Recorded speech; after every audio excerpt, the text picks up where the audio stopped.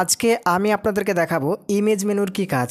দেখুন বন্ধুরা, এর আগের ভিডিওতে আমি আপনাদেরকে দেখিয়েছিলাম এডিট মেনুর কি কাজ। তো আজকের ভিডিওটা আপনি যদি সম্পূর্ণ দেখেন ইমেজ মেনুর কি কাজ অবশ্যই আপনারা জানতে পারবেন। তো শেষ পর্যন্ত ভিডিওটা দেখতে হবে। তো দেখুন বন্ধুরা, যদি আপনি ইমেজ মেনু অপশানটার উপরে একবার ক্লিক করেন, এখানে ক্লিক করার পরে দেখুন অনেকগুলো অপশান ছোট ছোট চলে আসছে।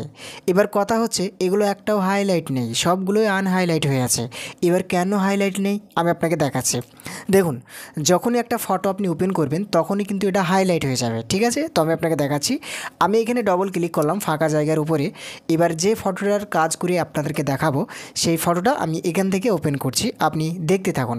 তো আপনাকে দেখানোর জন্য ধরে নিন এই ফটোটাই আমি ওপেন করছি, যার কারণে ফটোকের উপরে একবার ক্লিক করলাম, দিয়ে ডান দিকে লক্ষ্য রাখুন ওপেন বলে লিখে আছে। ওপেন লেখাটায় ক্লিক করে দিলেই সঙ্গে সঙ্গে ফটোটা ফটোশপ সফটওয়্যারে ওপেন হয়ে যাবে। এবার আমি আপনাকে দেখাচ্ছি, এটা এখান থেকে ম্যাক্সিমাইজ করলাম, দিয়ে ইমেজ মেনু অপশানটায় একবার ক্লিক করলাম। এখানে ক্লিক করার পরে দেখুন এবার সবগুলোই হাইলাইট হয়ে গেছে, তাই না?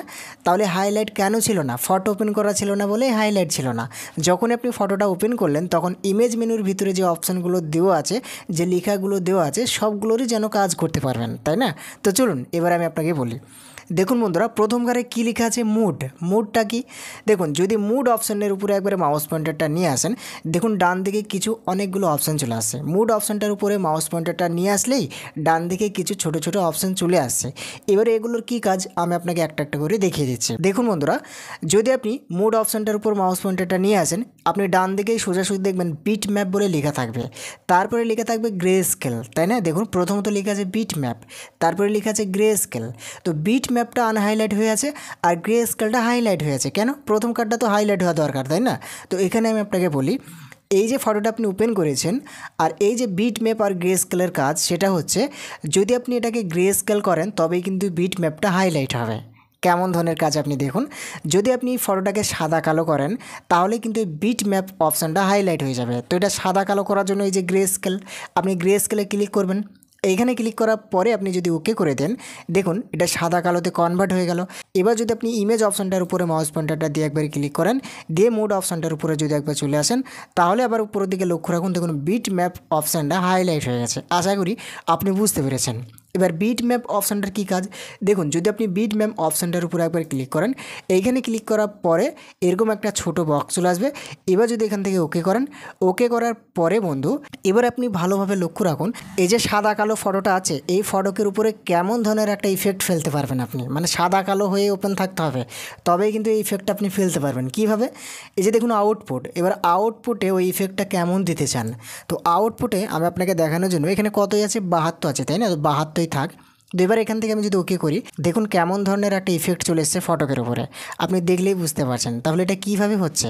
ইমেজ মেনু অপশানটায় ক্লিক করে মুড অপশানে একবারে বিট ম্যাপ অপশানে, তাই না? তো গ্রে স্কেল করতে হলো, তারপরে বিট ম্যাপটা হাইলাইট হলো। তো আশা করি আপনি এটা বুঝতে পেরেছেন। তো আমি এটাকে পুরোই রিমুভ করে দিচ্ছি, আগে যেরকম ছিল ফটোটা সেই অবস্থায় নিয়ে যাচ্ছি, যার কারণে ফাইল অপশানে ক্লিক করে এখান থেকে রিভার্ট করলাম। দেখুন আগে যেরকম ফটোটা ছিল সেরকম হয়ে গেল। এবার আমি আপনাকে যেটা দেখাবো সেটা হচ্ছে ইমেজ অপশানে মুড অপশানে গিয়ে এইখানে দেখুন লিখে আছে ডাউটোন। তো ডাউটোনটাও আবার আনহাইলাইট হয়ে আছে।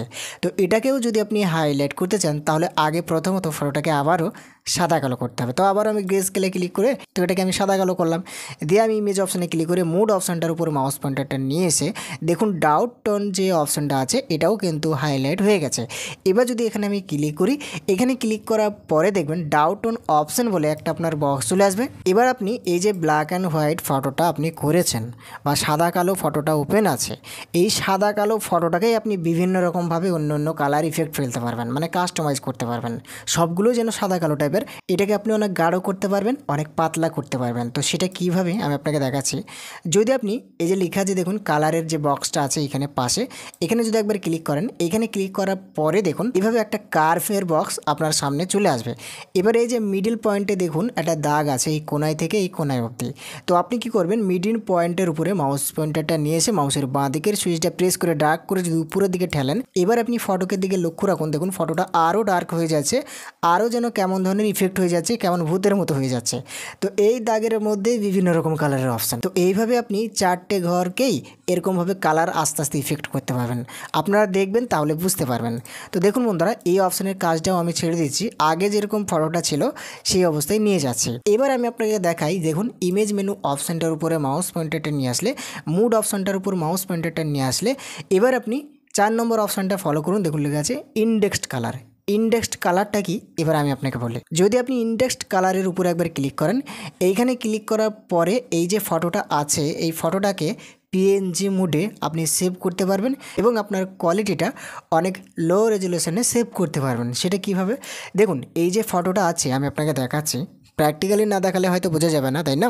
তো দেখুন কন্ট্রোল অল্ট এ স্পেস করলাম, কন্ট্রোল অল্ট এ স্পেস করার পরে এবার আমি এই ফটোটাকে সেভ করব পিএনজি মোডে। তো যখনই কন্ট্রোল অল্ট এ স্পেস করবেন এরকম ধরনের একটা বক্স চলে আসবে। এবার আপনি এই ফটোটাকে কোথায় সেভ করবেন সেটা আপনাকে এখান থেকে সিলেক্ট করে নিতে হবে। তো আমি ডেস্কটপে সেভ করব, যার কারণে ডেস্কটপ অপশানটাই বা ডেস্কটপ আইকনটাই একবার ক্লিক করলাম। এইখানে ক্লিক করার পরে ফাইল নেম, মানে এই ফটোকের ফাইল নেম হিসেবে আপনি কী দিতে চাইছেন তো সেটা আপনি এখানে লিখবেন। তো আমি আপনাকে দেখানোর জন্য এখানে 10 রাখলাম, দেখুন লিখলাম নিউ 10।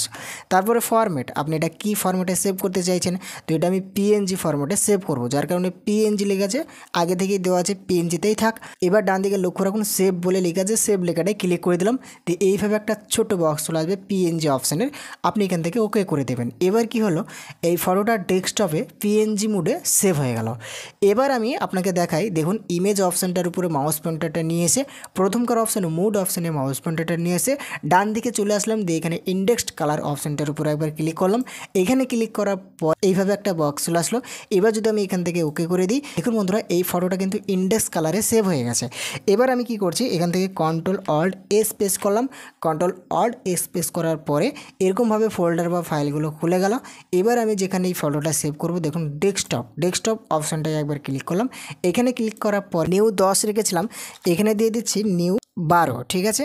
দিয়ে আমি এখান থেকে সেভ করে দিলাম, দিয়ে এখান থেকে ওকে করে দিলাম। এবার আপনি এই দুটো ফটোকের পার্থক্যটা দেখতে পাবেন ইন্ডেক্সড কালার অ্যাপ্লাই করার পরে। এবার আপনি ডেস্কটপে দেখুন আমার এই দুটো ফটো ভাসছে, মানে প্রথমত নিউ 10 বলে একটা সেভ করেছিলাম আর এখন নিউ 12 অর্থাৎ নিউ 12 বলে একটা সেভ করলাম। তো এবার আমি আপনাকে দেখাই এই দুটোর পার্থক্য কী হলো। দেখুন নর্মালি যে ফটোটা আমি সেভ করলাম আগে থেকে, সেই ফটোকের কত সাইজ সেটা কিন্তু এখানে দেখিয়ে দেবে যখনই আপনি আপনার মাউস পয়েন্টারটা এই ফটোকের উপরে নিয়ে আসবেন, ঠিক আছে। তো দেখুন আমি আমার মাউস পয়েন্টারটা নিয়ে আসলাম আর দেখুন এটা কত কেবি আছে, 408 কেবি, তাই না? দেখুন ভালোভাবে নিচে দেখুন লক্ষ্য রাখুন 408 কেবি। আর যখন আমি ইন্ডেক্স কালার করার পরে সেভ করলাম তখন আপনি ফটোটা ভালোভাবে লক্ষ্য রাখুন, দেখুন লিখেছে 310 কেবি। তাহলে আশা করি আপনি ওই ব্যাপারটা বুঝতে পেরেছেন। ইন্ডেক্স কালার অ্যাপ্লাই করার পরে কিন্তু ফটোগ্রাফের সাইজ কমে যাচ্ছে এবং সেভ হয়ে যাচ্ছে। এবার আমি আপনাকে যেটা দেখাবো সেটা হচ্ছে, দেখুন ফাইল অপশানে ক্লিক করে এটাকে রিভার্ট করলাম।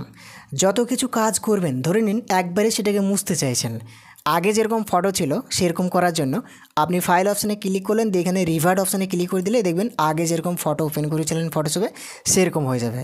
এটাও আশা করি আপনারা জানেন, কারণ এটা ফাইল মেনু যখন আমি শেখাচ্ছিলাম তখন কিন্তু আপনারা জানতে পেরে গিয়েছিলেন, তাই না? তো নতুন যদি আপনি হয়ে থাকেন তাহলে আর দেরি কোথায়, চ্যানেলটিকে সাবস্ক্রাইব করে দেন, আরও অনেক কিছু শিখতে পারবেন, এটা আমি গ্যারান্টি দিলাম। তো দেখুন এবারে আমি আপনাকে যেটা দেখাবো সেটা হচ্ছে ইমেজ মেনুতে গিয়ে মুড অপশানে গিয়ে তারপরে কী আছে এখানে RGB, তাই না?